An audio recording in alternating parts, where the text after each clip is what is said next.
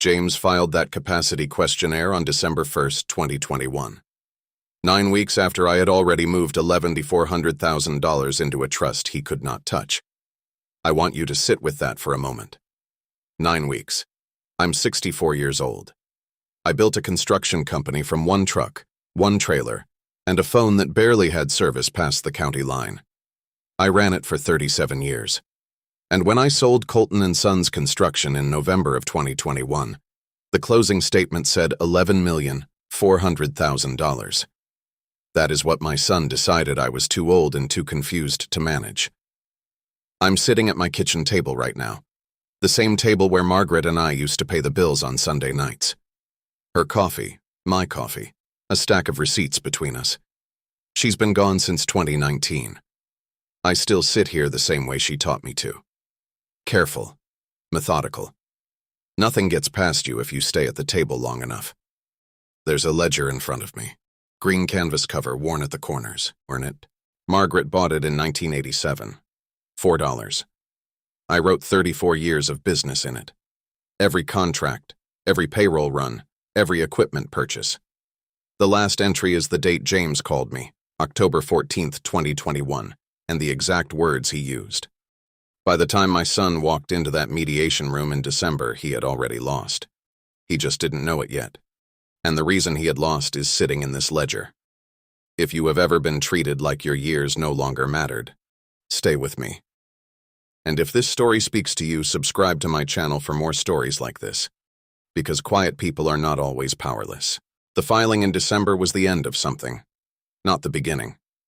To understand what happened at that mediation table, you have to understand what kind of man I am, what Colton Sons actually was, what it took to build it, and what kind of son James became over the years between when I held him as a baby and the morning he walked into a law office in Asheville and put his name on a document designed to take control of my money.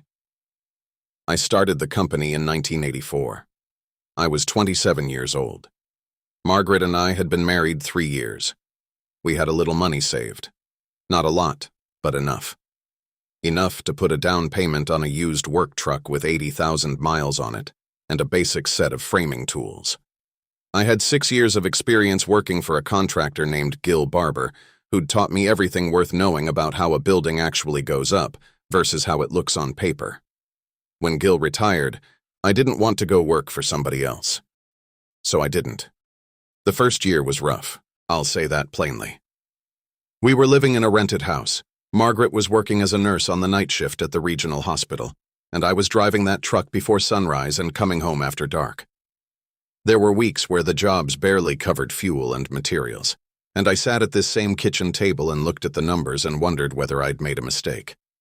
I didn't tell Margaret I was wondering that. She figured it out anyway, because she always did. She said, "You're building something. It takes longer than you want it to, and then one day it takes." I wrote that down in the ledger the night she said it. Not as a business note. Just because I wanted to remember the exact words. She was right about that too. By 1991, we had 11 employees. Full-time, benefits, the whole thing. I didn't cut corners on the people who worked for me. You can't. Not if you want experienced craftsmen to stay with you through the slow months. You have to treat them like they matter because they do. By 2001, we were bidding commercial work. Schools, municipal buildings, a hospital addition in 2004 that I'm still proud of every time I drive past it. James was born in 1979, so he grew up with this company. He rode along in the truck on Saturday mornings when he was small and fell asleep against the passenger window on the way home. He learned to read blueprints in his teens because I had them spread out on this table most evenings. He came to job sites and watched how things went up, how you called a measurement, how you communicated with a subcontractor, how you handled a client who changed their mind 3 times in a week and still needed to feel respected at the end of it. He was smart. He absorbed things quickly. He had his mother's instinct with numbers. He could run cost estimates in his head faster than I could write them down, and he was usually right. I thought for a long time that he was going to be the one who carried this company forward. I told Margaret that. I told her I thought James had what it took if he could just learn to slow down. That last part, the slowing down, That was always the gap. He joined the company full-time in 2011. He was 32. He'd done a few years in commercial real estate, and he came back wanting to lead, which I respected. But there's a difference between wanting to lead and having earned the room to lead, and James was never quite comfortable sitting in that gap. He wanted decisions. He wanted the authority that comes after 20 years of work, before he'd put in 20 years of work. That's not purely a character flaw. It's impatience, and a kind of confidence that can go either way depending on how it gets handled. In 2017, James came to me and said he wanted an ownership stake. He wanted to be a named partner. He wanted it structured formally in a legal agreement within the year. I said no. Not because I didn't want him in the company long-term and not because I didn't love my son.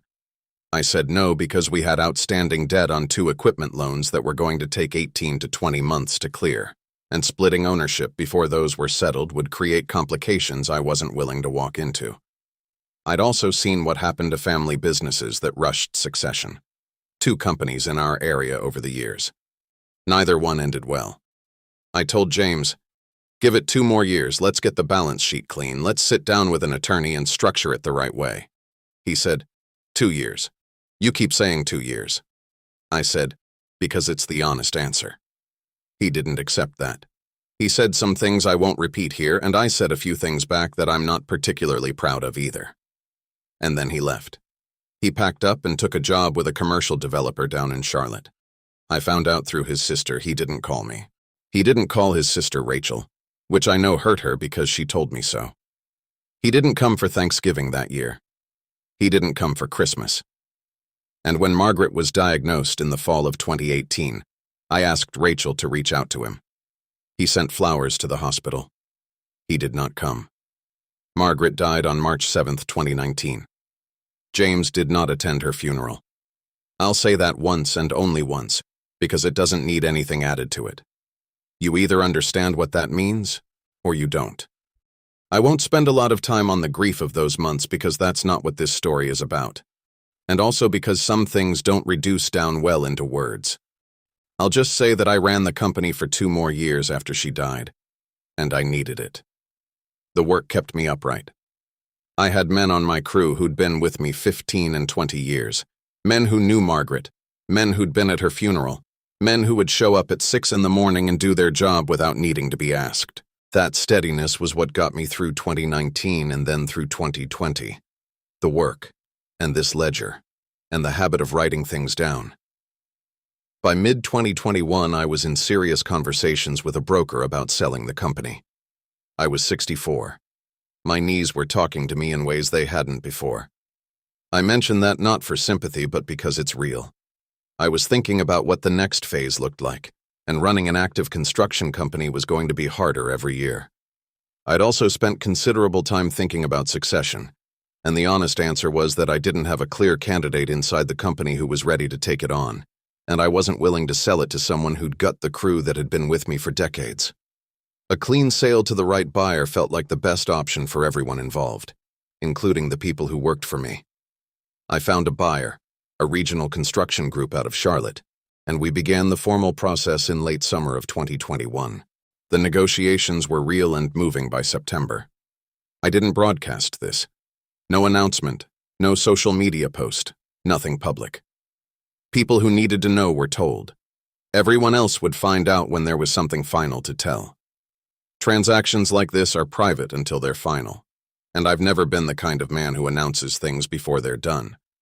Louise Renshaw was my attorney throughout. She'd been my legal counsel for 11 years. She knew the business as well as anyone outside of it, and I trusted her judgment. She was involved in the sale negotiations from the beginning. In September, when the numbers started to get serious, she and I had the first of what would become 3 separate conversations about how to structure what happened to the proceeds after closing. I want to be straight about what prompted those conversations. It wasn't fear of James, not at that point. What prompted them was Margaret, specifically a conversation Margaret and I had many times over the years, about what we'd do if we ever had real money to give. Margaret was a nurse. She believed in the work of it, the hard, unglamorous, essential work of taking care of people when they're vulnerable. She'd left nursing to run the house and help run the business, but she never stopped thinking like a nurse. She had strong feelings about where money should go if we were ever in a position to give it. She used to mention UNC Asheville. They have a nursing program there, and she'd read something about how difficult it was for students without financial resources to get through it. She said once, sitting at this very table, "Henry, if we ever have real money, not just comfortable money, real money, some of it should go there." She mentioned Habitat for Humanity, too. She respected what they built and how they built it.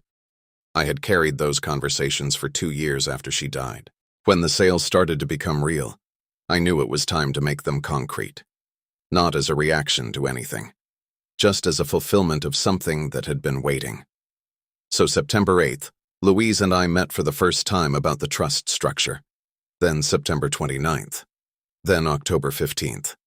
3 sessions, each about 2 hours, working through every detail of what's called an irrevocable charitable remainder trust. Louise is thorough. She doesn't let you sign anything until you've heard every word of it explained in plain language, and she asks questions to make sure you actually understood and aren't just nodding.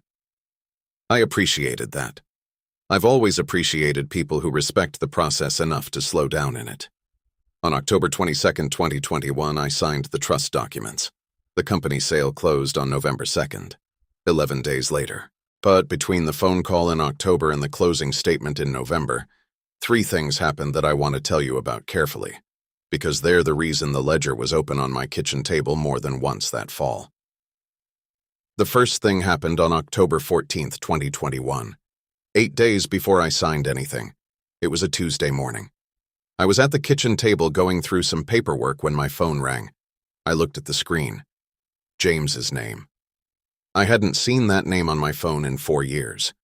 I picked up. I said hello. He said, "Dad." And then a beat of silence, the kind people use when they want to seem casual about something they've rehearsed. Then, "How are you doing?" I told him I was fine. We had the kind of conversation you have when you're both pretending the gap doesn't exist. He asked about the weather in Asheville. He mentioned a restaurant he'd been to in Charlotte. He asked about my neighbor, Mr. Farrell, who'd lived down the street since James was a kid. I answered everything plainly and waited.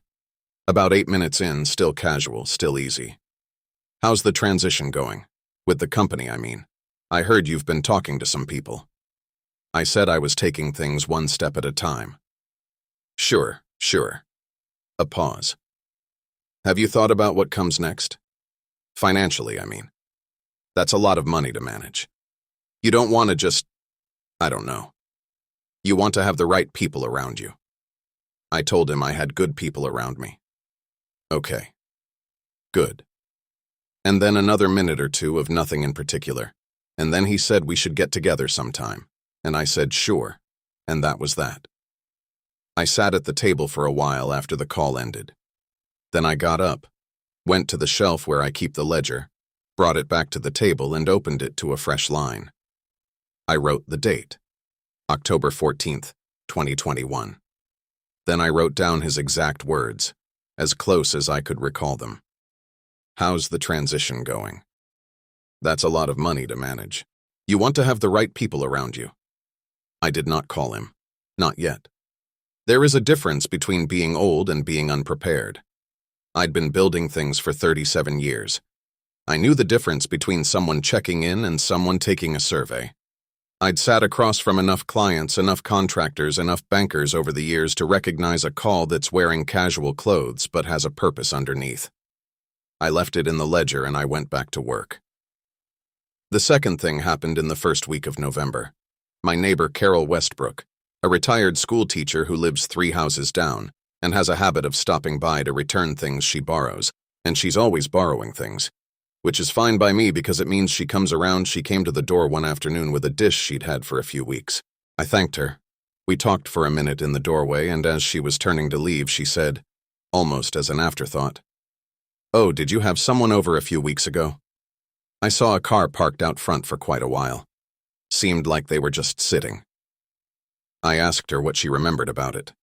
She said the car was dark-colored, maybe dark blue or black. The man inside was maybe early 40s, dark hair going a little gray, heavy jacket. She said he sat there a good 40 minutes and then pulled away. I thanked her, told her it was probably nothing. I went inside and I stood in the kitchen for a while. James would be 42 now. He'd always dressed in darker colors. I knew from something Rachel had mentioned that his hair had started going gray early, same as mine did. He hadn't knocked on my door. He hadn't rung the bell. He had just sat in a car on my street for 40 minutes, watching, seeing what he could see from a distance, and then left without making himself known. That was the second thing I wrote down. The third thing happened on a Thursday in late November. I know it was a Thursday because I'd had a routine appointment with my doctor that morning. Nothing serious, just a checkup, the kind you keep when you're 64 and you're paying attention. I came home, walked to the mailbox, and pulled out a letter from Adult Protective Services. I stood in my driveway in the November cold and opened it. An APS intake notification. Someone had filed a concern regarding my well-being and my capacity to manage my own affairs. It described me, a 64-year-old male who had recently completed a significant financial transaction, as potentially isolated, potentially confused, potentially making poor financial decisions. The intake listed 2 family members as the concerned parties who had initiated the filing. I read the names. One of them was Patricia, Margaret's younger sister. I had not spoken to Patricia in 9 years. We had a disagreement in 2012 that I won't detail here, but the relevant fact is simple.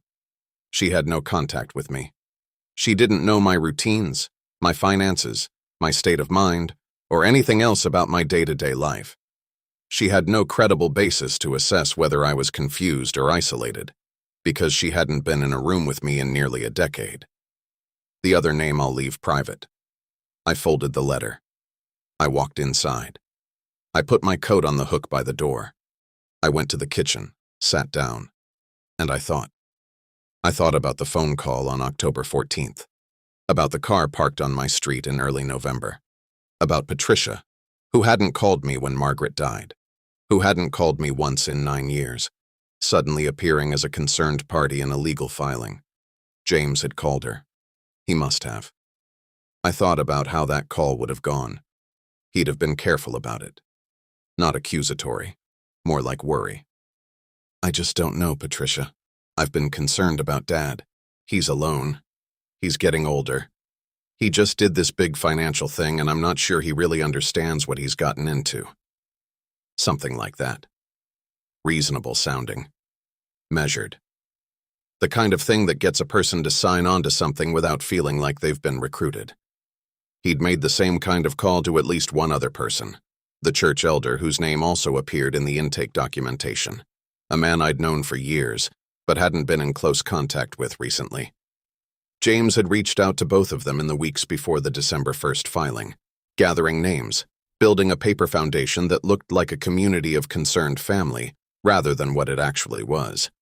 One man making a coordinated argument that his father had lost capacity. The receipt did not scare me. The signature did. The APS intake itself, the piece of paper and the formal process.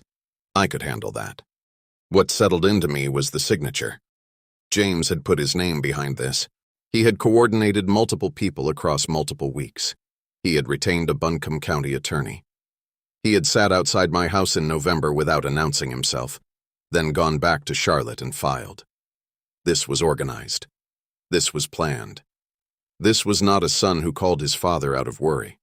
This was a son who had a strategy. That was what I kept sitting with that week. Not just that James had filed, but how much preparation had gone into it, how many calls he'd made, how carefully he'd laid the groundwork. He wasn't acting on impulse. He was executing something he'd been building for weeks, maybe longer. I opened the ledger that evening and wrote for a while. Names, dates, what I knew and what I suspected. The timeline as I understood it. I wrote in plain sentences, the same way I'd always recorded contracts, no interpretation, just what happened and when. When I was done, I closed it and set it on the table and looked out the window for a while.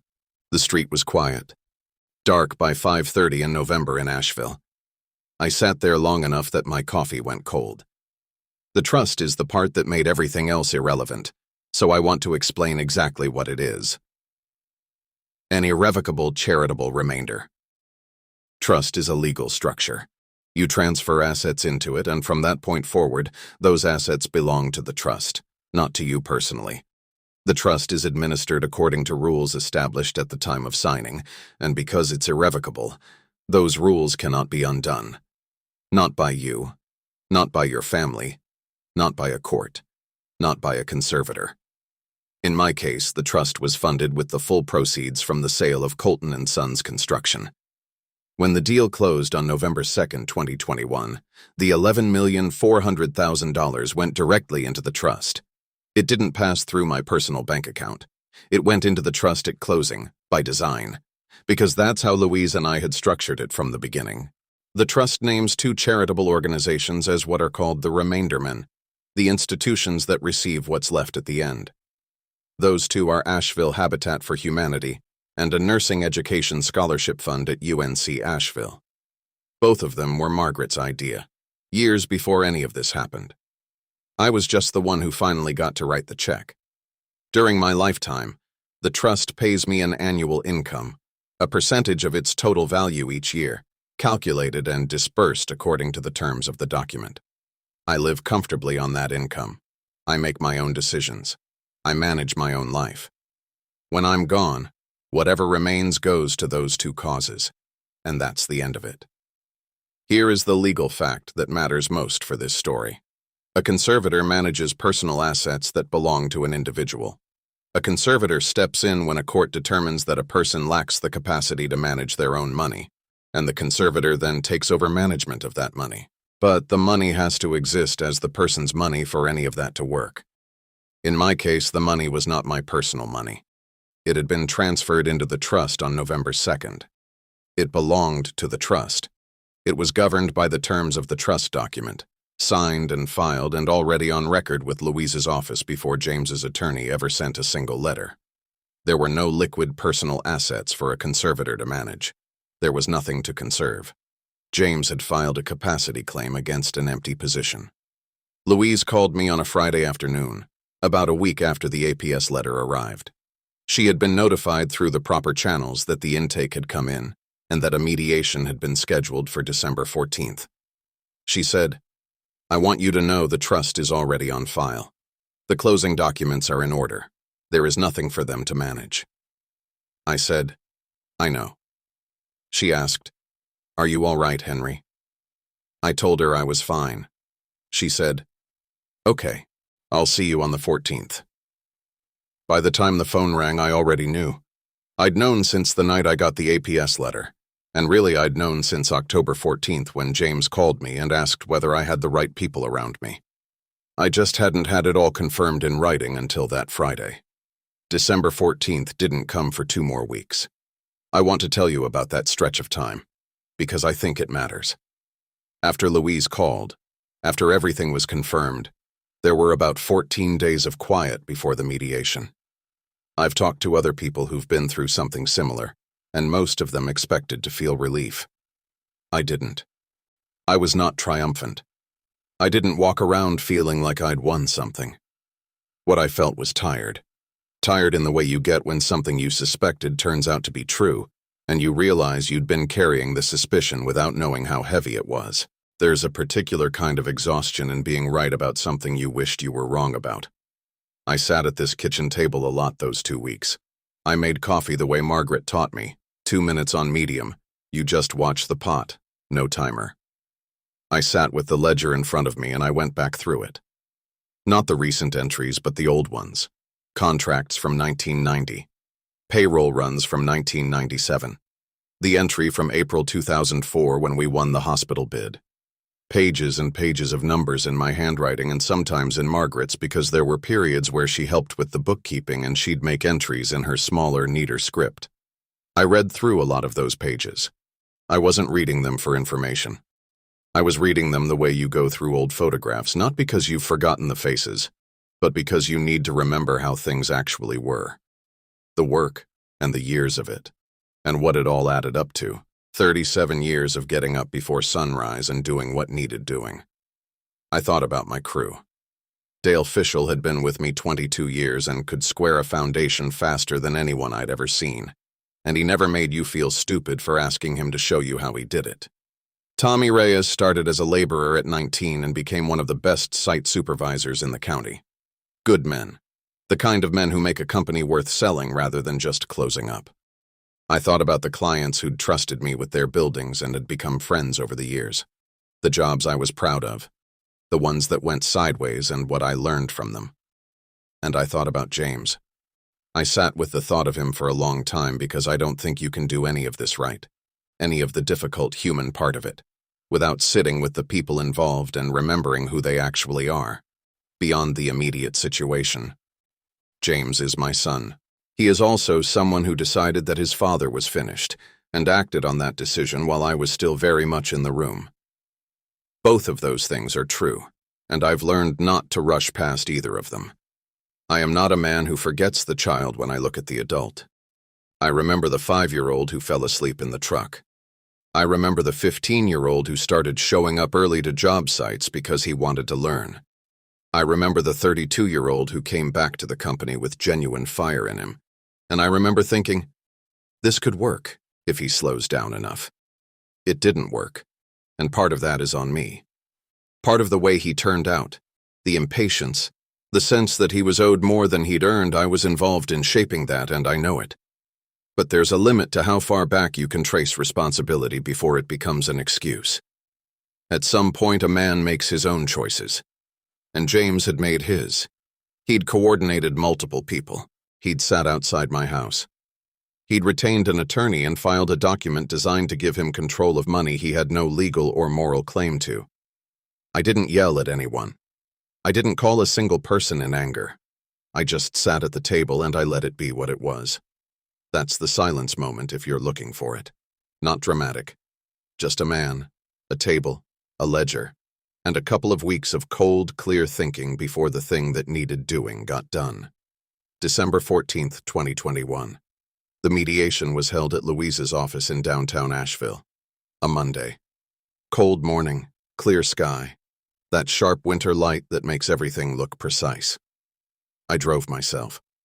I got there about 10 minutes early and parked in the lot across the street and sat in the car for a few minutes. Same as I always do before anything that matters. I thought through what I knew and what I intended to say, and decided that I intended to say very little, because Louise was going to do most of the talking, and that was exactly how I wanted it. I brought the ledger, carried it under my arm going in. Louise was already there. She'd arranged the table simply, water glasses, legal pads, and on her side, face down, a neat stack of 3 documents. She looked at the ledger when I came in and gave a small nod. We'd talked about this on the phone. She knew it was coming and she understood why. James arrived with his attorney. I'll call him Farwell, which isn't his actual name, but I see no need to put someone's real name in a story like this. Farwell was in his mid-40s, well-dressed, confident in the way attorneys get when they think they already know what the meeting is going to produce. He came in with a legal pad, 2 folders, and the kind of posture that says this is a negotiation I expect to win. He sat up at the table, introduced himself to Louise, and didn't look at me for the first 30 seconds. James came in behind him. He looked different from the last time I'd seen him, which was in person in 2017, though technically the last time I'd seen him at all was out a window I hadn't known he was outside of. He was dressed well. He'd put on a little weight, which I noticed because I'm his father, and fathers notice things. He sat down across the table from me. He did not say hello. He glanced at the ledger sitting beside my right arm and then looked away. Farwell opened. He said they were there to discuss the APS intake and the question of capacity oversight. He used the word conservatorship twice in the first 90 seconds. He talked about my age, 64, as if that number were itself evidence of something. He talked about the complexity of managing liquid assets of the size in question, and about temporary financial management frameworks under North Carolina probate law, and about the family's genuine concern for my well-being. He was describing a plan, a detailed, structured plan. He had clearly worked on this. Louise let him finish. She let him finish completely, without interrupting, without taking a note, just listening with her hands folded on the table. Then she reached for the stack of 3 documents, turned them over and slid them across the table in a single motion. "Before we go any further," she said, "I want you to look at what's in front of you." Farwell looked down. The top document was the executed irrevocable charitable remainder trust, dated October 22, 2021, with my signature, a witness signature, and the notarization stamp from Louise's office. Below it was the sale closing statement from November 2, 2021. The full transaction record showing the disbursement of $11,400,000 from the sale of Colton Sons Construction into the trust at closing. Below that was the APS response letter, which had come back 2 days prior. No finding of incapacity, no basis to proceed. Review closed. Louise said, "The trust was executed on October 22nd, 11 days before the sale closed. The proceeds were transferred into the trust at closing on November 2nd. Mr. Colton holds a lifetime income interest. The remainder men are Asheville Habitat for Humanity and the Nursing Scholarship Fund at UNC Asheville. The trust is irrevocable. No conservator has any authority over assets held in this structure, and no court proceeding under conservatorship law can reassign or redirect those assets. Adult Protective Services has already closed the review. There is no conservatorship target, Mr. Farwell. There is nothing here to conserve." Farwell stared at the documents for a long moment. He turned the trust to the signature page. He looked at the closing statement. He turned back to Louise. He looked at the documents again. And then he was quiet. His confidence, that careful, practiced confidence he'd walked in with, it didn't collapse all at once. It went the way a wall goes when the load-bearing element has been removed. It stood for a second, still looking like a wall, and then it just wasn't one anymore. James looked at me. I looked back at him. I didn't say anything. I just sat there with the ledger on the table beside my right arm. Same as always. Farwell said he would need time to review the documents. Louise said he was welcome to take whatever time he needed, but that the legal record was what it was. She said she was happy to answer any structural questions about the trust, but that there were no grounds for a conservatorship proceeding in this situation, and she wanted that clearly understood before they left the room. Then James said, "Dad." I said, "Yes." He said, "When did you do this?" I said, "October." He said, "Before the sale closed." I said, "Yes." He was quiet for a moment. I could see him working through it, the timeline, the dates, what it meant. He said, "I was trying to make sure you were okay." I looked at him. I thought about October 14th and the words he'd used. I thought about Carol Westbrook in the car. I thought about Patricia's name in a letter from Adult Protective Services. A woman who hadn't spoken to me in 9 years. I thought about the church elder James had called in November, and what those calls must have sounded like, how careful and reasonable they must have seemed. I said, "I know." And I left it there. Because that was the truest thing I could say. He had convinced himself it was concern. Maybe it was, somewhere at the bottom of it. But concern comes in a phone call. Concern comes as a knock on a door. Concern doesn't arrive with an attorney and a coordinated filing and names you had to go out of your way to collect. Farwell gathered his folders. He and James exchanged a few words in low voices. Then they stood up and left. Louise and I sat at the table after they were gone. She poured herself a glass of water. We didn't say much. After a few minutes, she said, "Are you all right?" I said I was. I opened the ledger. I wrote the date at the top of a fresh line. December 14th, 2021. Then I wrote 3 words. Mediation. 3 documents. Closed. I closed the book. I have thought about that December a lot in the months since. I've turned it over at this kitchen table more times than I can count, and I keep coming back to the same places. I keep coming back to Margaret. To the conversation we had many times about where money should go if we ever had it to give. She wasn't the kind of person who said those things and forgot them. She meant them every time, and she expected to be taken seriously. I took her seriously then, and I take her seriously now. And the fact that I was still able to honor what she said, even after she was gone, even in the middle of all of this, that matters to me more than I know how to say. I think about the work too. 37 years of early mornings and late estimates and difficult clients and equipment that broke at the worst possible moment. And the men who showed up anyway and did the job anyway and went home tired and came back the next morning. Dale and Tommy and the rest. The buildings we put up. The hospital out on Route 19 that I still drive past sometimes. That building is still standing. It'll be standing after I'm gone. That's what you build for, if you're building right. And I think about James, because I can't not. He is my son, and that doesn't change. I've tried to understand the version of events he was telling himself.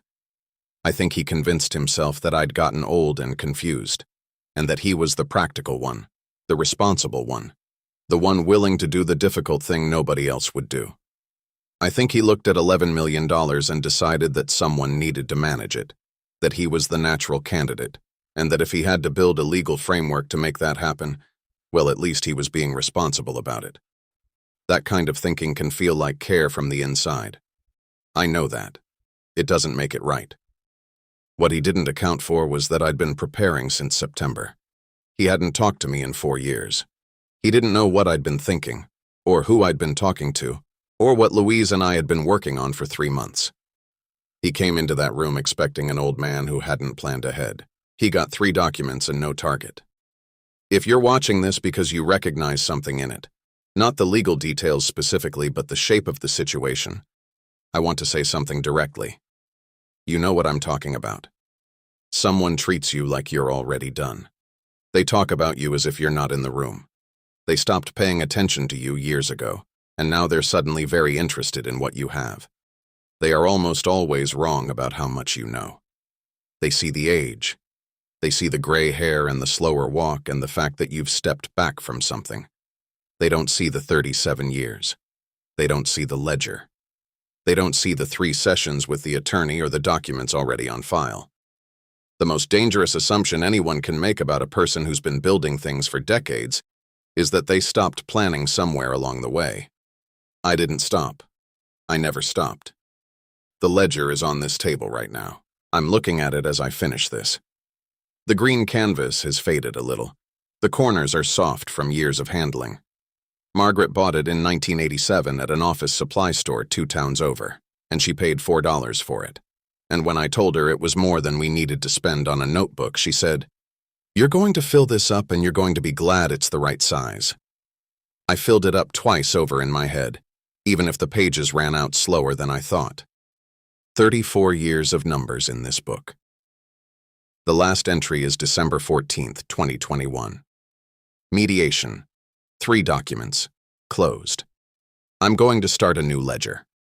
Not because the old one is full, there are a few pages left, but because I've always believed that some chapters should end clearly.